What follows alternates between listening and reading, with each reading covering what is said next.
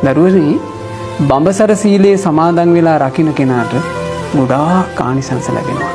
පළවෙනි එක බොහෝ ජනයාට ප්‍රියමනාප කෙනෙක් වෙනවා. බඹසර සීල් සමාදන් වෙලා සුරකින්න කෙනා මේ ජීවිතේදීම බොහෝ දෙනෙකුට ප්‍රිය වෙනවා. එයාව දකින්න අනිත් අය කැමතියි. එයාව දකිනකොට අනිත් අයගේ හිත පිනා යනවා. ඒ පිනා යන කාන්තිමත් ආනුභාව සම්පන්න ස්වභාවය බඹසර සීලය නිසා උපදිනවා. බඹසර සීල් සමාදන් වෙලා ආරක්ෂා කරන කෙනාට කාන්තිමත් වූ ප්‍රභාස්වර සිරුරක් ලැබෙනවා. දෙවෙනි ආනිසංසය. ප්‍රභාස්වරයි ඒ සිරුර. ඒ සිරුර කාන්තියෙන් බබලනවා. අනිත් අය අතරේ එයාගේ ශරීර කාන්තිය කැපී පෙනෙනවා. තේජාන්විත බවක් එයාට උපදිනවා. බඹසර සිරුර රැක්කොත් ලැබෙන ආනිසංස. බඹසර තේජස නිසා සතුරු පාර්ශවවල බල හීන වන්නේය. තමන්ට සතුරු පාර්ශව ඉන්නවනේ ඒ සතුරු පාර්ශවවලට සතුරුකම් කරගන්න බැරි විදිහට බල හීන වෙලා යනවා බඹසරේ ආනුභාවයට. බඹසර සීලයේ රකින්න කෙනාට ලැබෙන හතරවෙනි ආනිසංසය සුවසේ නිින්ද යනවා. පස්වෙනි ආනිසංසය සුවසේ අවදි වෙනවා. කෙනෙකුට සුවසේ නිින්ද යනවා නම් සුවසේම අවදි වෙනවා නම් දරුවනේ ඒකත් මහා වටින්නේ නැද්ද? කොච්චර වටින එකක්ද?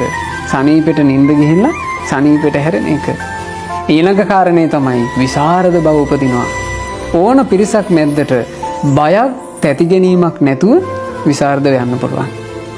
ඊළඟට බඹසර සීල සුරකින්න කෙනා බඹසරේ ආනුභාවයෙන් බඹසරේ බලයෙන් එයාට සසර ගමනේ ස්ත්‍රී ජීවිත ලැබෙන්නේ. ස්ත්‍රියක් වෙන්නේ. පුරුෂ භාවයම ආරක්ෂා වෙනවා. දැන් අපි ගමු මේ ජීවිතේ යම් ස්ත්‍රියක් බඹසර සීල් සමාදන් වෙනවා නම් ඒ බඹසර සීලේ ආනුභාවයෙන් එයාට සසර ගමනේ පුරුෂ ජීවිත ලැබෙනවා. ස්ත්‍රී භාවය නැති වෙලා යනවා. ඊළඟට බඹසර සීල් සමාදන් වෙලා සුරකින්න කෙනා කවදාවත් නපුංසකයෙක් ලෙස උපදින්නේ. ලිංග විපර්යාස වලට ලක් වෙලා නපුංසකයෝ විදිහට උපදින්නේ. බඹසරේ ආනිසංස. ඊළඟට පුරුෂයෙක් වෙනවා කියනවා සැබෑම පුරුෂ ලක්ෂණ ඇති ශක්තිමත් සිතකය ඇති පුරුෂයෙක් ලෙසම උපදිනවා. පුරුෂයෙක් කිව්වට අර ගෑනු ගති තියෙන පුරුෂයෝ නෙවෙයි. හොඳ පුරුෂ පරාක්‍රමයේ තියෙන ශක්තිමත් හිතක් තියෙන ශක්තිමත් කයක් තියෙන.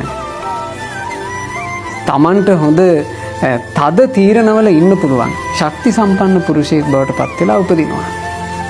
පුරුෂ ලක්ෂණ වලින් සහිතව. ඊළඟට බ්‍රහ්මචාරී උතුමන්වම ඇසුරු කරන්ට ලැබෙනවා. මේ සසර ගමනේ බඹසර සිල් සමාදන් ආරක්ෂා කරන කෙනාට ගොඩාක් වටිනා ආනිසංසයක් විදිහට ඒක සලකන්න පුළුවන්. බ්‍රහ්මචාරී උතුමන්, සිල් පුරන උතුමන්, ගුණධර්ම වඩන උතුමන් මෙයාට ඇසුරු කරන්න ලැබෙනවා. ඊළඟට සිතට දුක් උපදවන ප්‍රිය දේවල් අහිමි වීම කියන එක එයාට ඉන්නේ නෑ. එයාට යමක් ප්‍රිය වෙනවද ඒ ප්‍රිය වෙන දේ ආරක්ෂා වෙනවා. ප්‍රිය දේවල් අහිමි වෙලා බලවත් වූ කර්කස වූ වේදනා විඳින සිද්ධ වෙන්නේ බඹසර ආනිසංස. ස්ත්‍රී පුරුෂ එකිනෙකා ගැනම ප්‍රිය බව උපදිනවා. බලන්න. බඹසර සීල් සමාදන් වෙලා සුරකින්න එකේ පුණ්‍ය සංස්කාරයේ මහිමය අධර්ම රාග හටගන්නේ. දැන් වර්තමානයේ ගත්තොත් එහෙම අපිට හරියට දකින්න ලැබෙනව නේද? ස්ත්‍රීන් ස්ත්‍රීන්ට ලොල් වෙනවා, පුරුෂයෝ පුරුෂයන්ට ලොල් වෙනවා. මේ වගේ අමුතු ස්වභාවයන් දකින්න ලැබෙනව නේද? මේ ස්වභාවයන් හිත ඇතුලේ උපදින්නේ බඹසර නොරැකීමේ විපාක. බඹසර සමාදන් වෙලා ආරක්ෂා කරන අයට ඒ ස්ත්‍රී පුරුෂ භාවයෙන් යුක්ත උපන්නට පස්සේ ඒ සුදුසු ආකාරයේ හැඟීම්මයි හටගන්නේ කියනවා. එකිනෙකාට ප්‍රිය භාවයේ උපදින්නේ ස්ත්‍රී පුරුෂ විදිහට ඒ සම්මත ක්‍රමයට. මනාව පිරිපුන් නිදුරන් නැති අඩුපාඩු වලින් තොර ශරීරයක් ලැබෙනවා. අංගපසංග මනාව පිහිටි එකට කියනවා දේහ පරිණාහ. දේහ පරිණාහයක් ලැබෙනවා. උසට සරිලන මහත හොඳ ශරීර හැඩය එහෙම සිරුරක් ලැබෙනවා. බය උපදවන පරිසරවල උපදින්නේ නැත.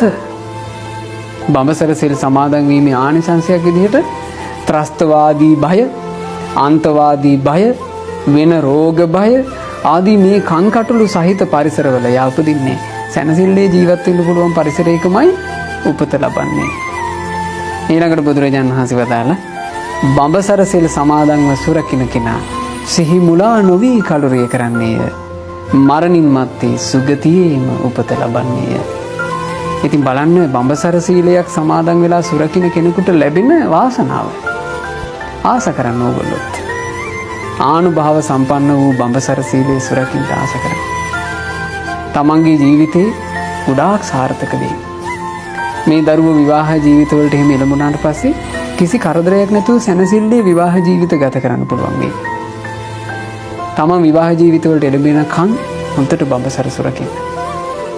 විවාහ ජීවිතවලට එළඹිලා ඉන්න පින්වතුන්ලාත් කලින් කලට බඹසර සමාදන් වෙලා ආරක්ෂා කරන්න.